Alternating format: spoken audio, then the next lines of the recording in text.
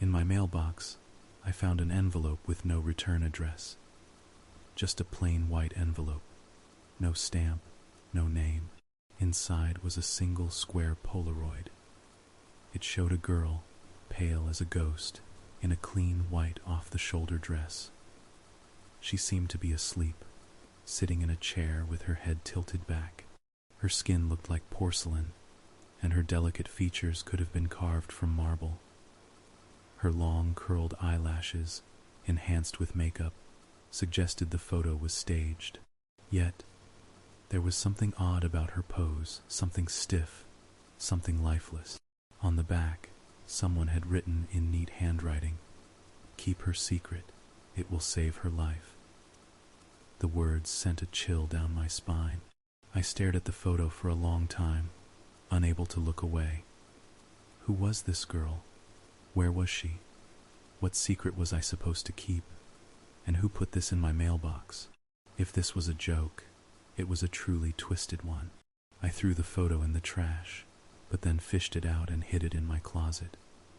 I had a terrible feeling this wasn't as simple as it seemed. A week passed. I had almost forgotten about the strange envelope. Life went on as usual, but every time I checked the mail, my heart pounded in my chest. I kept hoping I wouldn't find anything strange in there again. But another envelope appeared. It was exactly the same as the first, with no address and no stamp.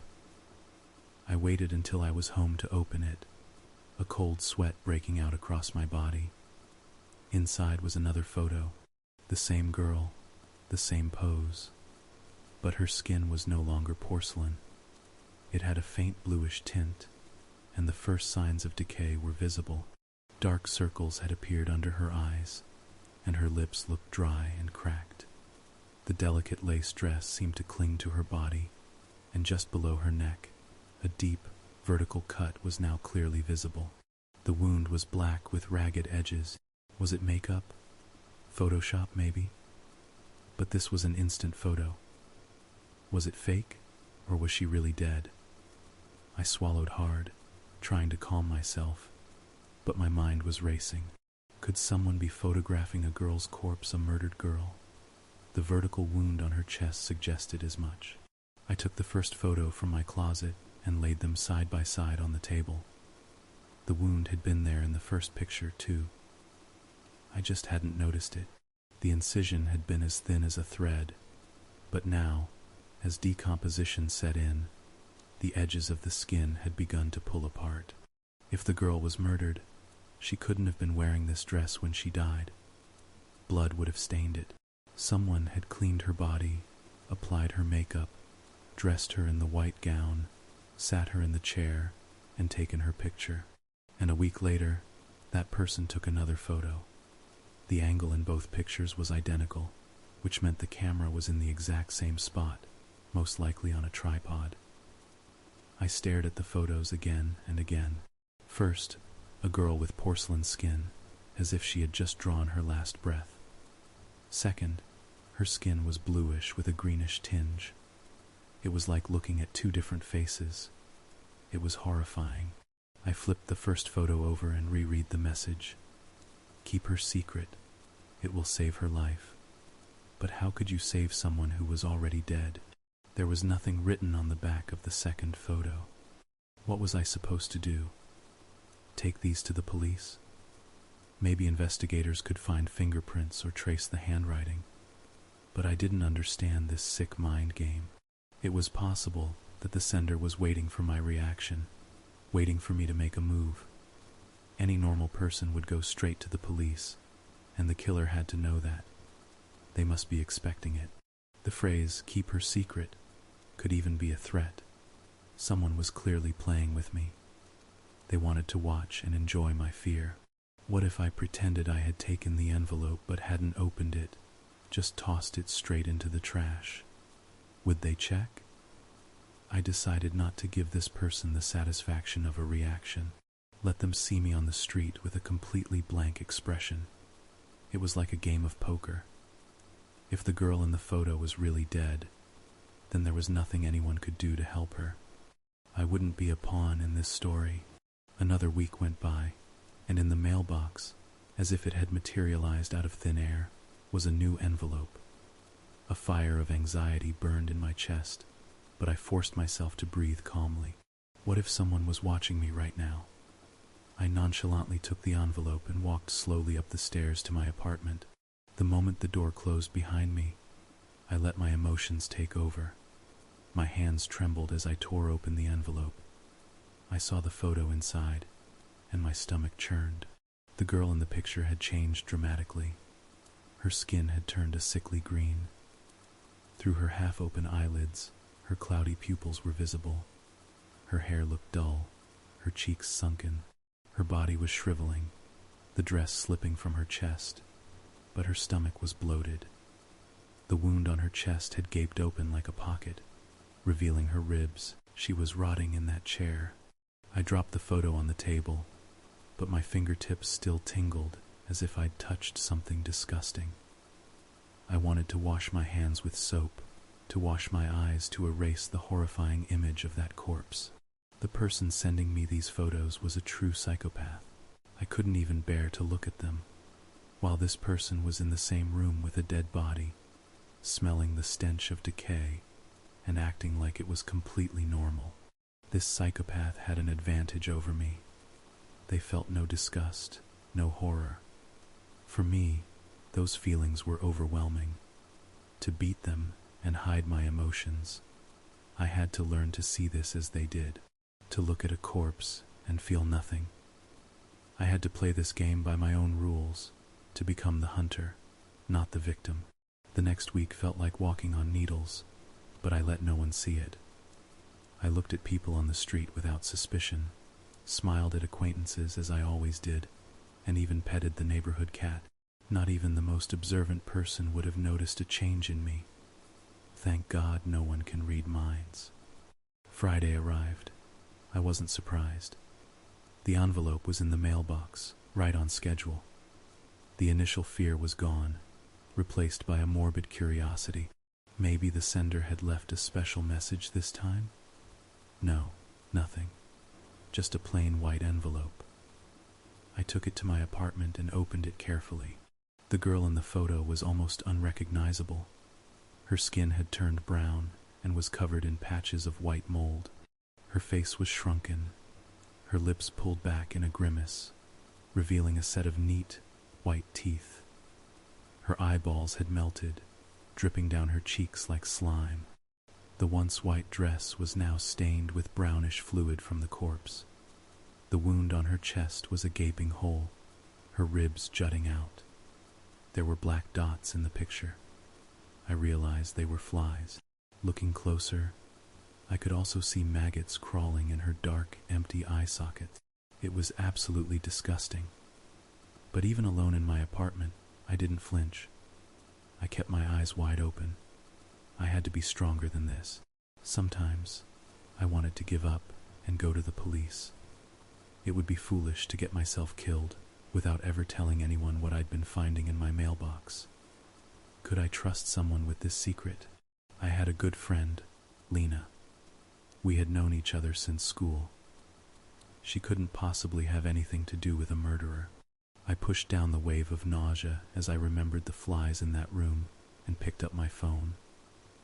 Hey Lena, I'm suddenly craving pizza, but it's no fun to eat alone. Want to come over? We can watch a movie. Lena agreed. I wanted to tell her everything, but when she arrived, I realized I couldn't. The words wouldn't come. This was my secret, mine alone, and the psychopaths who sent me these photos week after week. I listened to my friend, smiling as if I were having a good time, chewing on pizza as if I had an appetite, while my mind was on the photos in my closet. I should get going, Lena said eventually. I told her we had a great time and should do it again soon, even though I was thinking the opposite. The door closed. I was alone again. A sense of relief washed over me. The photos were still there, lying on a shelf in the closet under a pile of t-shirts. A horrific puzzle I had to solve on my own. In my mailbox, there was another envelope. I opened it with a pounding heart. It wasn't fear anymore, but a strange kind of impatience. The body had lost most of its fluids and was drying out. The top of the dress had slipped down to her stomach, and her hair was falling out. In the photo was no longer a girl, but a skeleton draped in wrinkled, dark brown skin. Where her eyes had been, there were now 2 round, black holes. I no longer grimaced in disgust. Instead, I found myself looking forward to the new envelope each week, comparing the latest photo with the previous ones to see the changes. I wasn't ashamed of this curiosity anymore. The fear had completely faded, leaving only a morbid fascination. I was going crazy. Every time I opened an envelope, I felt a strange sense of anticipation. The girl in the photos continued to decay, but it turned out that a corpse doesn't rot forever. Her skin finally dried out over her bones and turned black. Her body had become a mummy. The last 2 photos, taken a week apart, were different only in their lighting. However, on the back of the very last photo, there was a message I didn't see at first. Another cryptic note. Turn back time. What did that mean? A week passed, and no new envelope arrived.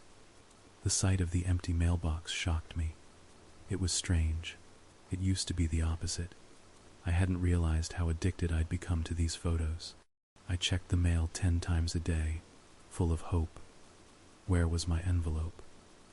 Another week went by, and the mailbox remained empty. The next week, still nothing. In my closet, I had a collection of 12 photos. 12 weeks. That's how long it took for a corpse to turn into a dry mummy. I could finally take the photos to the police, but instead, I found myself looking at them one by one. I stacked them in order and then flipped through them quickly. The rapid motion created the illusion of the corpse decomposing right before my eyes. Turn back time. A thought flashed through my mind. I arranged the photos so that the last one was on the bottom and the first was on top. Turn back time. This is what the sender meant. Like a movie playing in reverse, I flipped through the stack in the opposite direction. The mummy became fuller. The spots of decay vanished, and the wrinkled brown skin turned blue, then pale and smooth like porcelain. The dry corpse bloomed like a flower bud opening into a beautiful blossom. I felt a jolt of electricity run through my hands, as if I could actually reverse time. There, in the chair, was once again a beautiful girl with perfect white skin. But she was still dead. The thin cut on her chest was proof. I wanted to flip through them one more time, but my movement was clumsy. The photos slipped from my hands and scattered across the carpet. I rushed to pick them up and saw that there was nothing there. The images had vanished, leaving behind nothing but blank white squares. Realizing not a single photo was left, I suddenly felt a bitter sense of loss. How could this have happened? I was losing my mind. I wandered the streets like a ghost, my eyes aimlessly scanning the windows of houses. In which apartment could those photos have been taken? Over a month had passed, and I still couldn't stop this pointless search. Then, a miracle happened. I saw her. The girl was sitting at a table on a cafe terrace, pale, with delicate features and shiny black hair.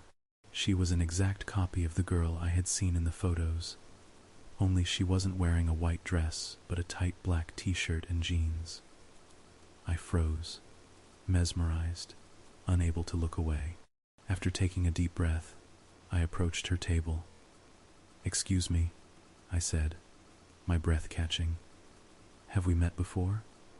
She raised her piercing eyes and smiled. "I don't know you, but you've seen me before?" "It's hard to explain," I said, feeling like I was in a dream. "Your face is so familiar. I think I've seen you in a photo." "In a photo?" she asked. "Yes," I replied. The beautiful girl looked at me and smiled. "You don't know what to say next, do you?" "I'm a little confused," I admitted. "Then ask me about this book," she suggested. I pulled up a chair and sat across from her. "What are you reading?" The girl showed me the cover. The Mystery of Edwin Drood. Ever heard of it? I shook my head.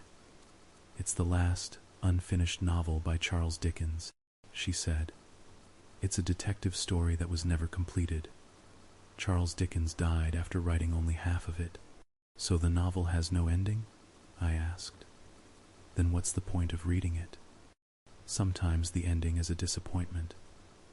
With this book, you can use your imagination and create any ending you want. We talked non-stop for an hour, introducing ourselves. Her name was Mariana. After leaving the cafe, we walked down the street. From a distance, we might have looked like a couple in love. The glances, the smiles, the accidental touches. I was captivated, so happy to see her alive. "This is my place," Mariana said, stopping in a well-lit courtyard. "I'm inviting you in. Is that okay? We just met." I reminded her. "But you're the type who always sees things through to the end, right?" She teased. I felt that something was wrong, but there was no turning back. If I left now, I might never know the answer. We went up to her apartment. "Come in. I'll be right back," Mariana said, gesturing toward a room. I saw something familiar and stepped forward. An icy chill ran through my body. The old wallpaper with yellowed flowers, it was the same as in the photos. I entered the room and felt like I was in a nightmare. There stood a green chair with wooden armrests. Across from it, a large camera was mounted on a tripod. It all happened here. "This is for you. Do you like it?" Mariana asked, appearing in the doorway. She was hiding one hand behind her back. "What is all this?" I asked. "I was dead," she said. "But you did everything right, and you brought me back to life. Who sent me those photos?" I was confused, scared, and I wanted answers now. Mariana's beautiful face twisted into a frown. "A man. I don't want to talk about him. But now, I have to do the same thing for 3 months to finish what was started." "Let me pass," I said, preparing to leave. The girl brought her hand out from behind her back. In it was a knife. "You're going to stay here. I have to do this. You understand? You're going to kill me?" I took a step back. "You'll come back to life later," she whispered, as if to soothe me. "Then why do you want to kill me?" I shouted. "Why continue this?" With her free hand, the girl pulled down the collar of her shirt, revealing a thin scar just below her neck. "This wound won't heal, and it hurts constantly, but it will close the moment I plunge this knife into your heart." "No, don't." My eyes were fixed on the knife as I kept backing away, trying to figure out how to escape. "Please don't move. It will only hurt more," she said, advancing slowly. "Stay back!" I yelled, then made a dash for the door. Mariana quickly blocked my path. I felt a sharp, piercing pain. I looked down and saw the blade of the knife buried in my chest. I tried to breathe, but I couldn't. My body went limp. My vision blurred, and the girl whispered softly in my ear, "There, just a little longer. It's almost over. It's like a dream. Dying is like falling asleep. Just relax. Everything will be fine." It felt like I was sinking to the bottom of a dark ocean. The pain vanished, the light disappeared, and all sounds faded away. I died.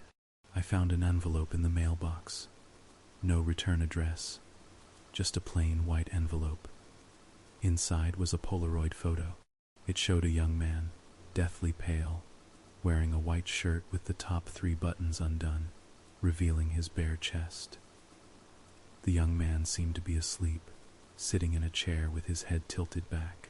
But there was something strange about his pose, something lifeless.